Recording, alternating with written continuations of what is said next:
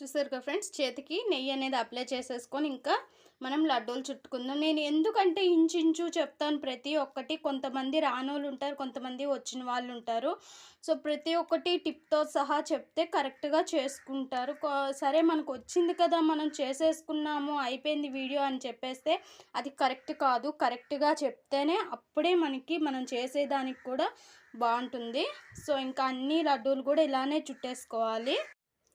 ఎంతో హెల్తీ అయిన మన రాగి లడ్డు రెడీ. చాలా సింపుల్గా అయిపోతుంది. చాలా సింపుల్ ప్రాసెస్ అండ్ చాలా టేస్టీగా ఉంటుంది. అండ్ ఈ లడ్డు అయితే మనకి ఇప్పుడు చాలామంది ఇంట్లో ఆడపిల్లలు ఉంటారు. అందరికీ పీరియడ్ ప్రాబ్లమ్స్ అనేవి కామన్. వాళ్ళకైతే నడుము నొప్పి అనేది బాగా వస్తుంది.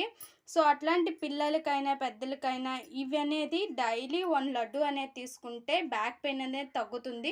అప్పటి కాలంలో అయితే డైలీ తీసుకునే వాళ్ళు మన నాన్నమ్మలు అమ్మమ్మలు.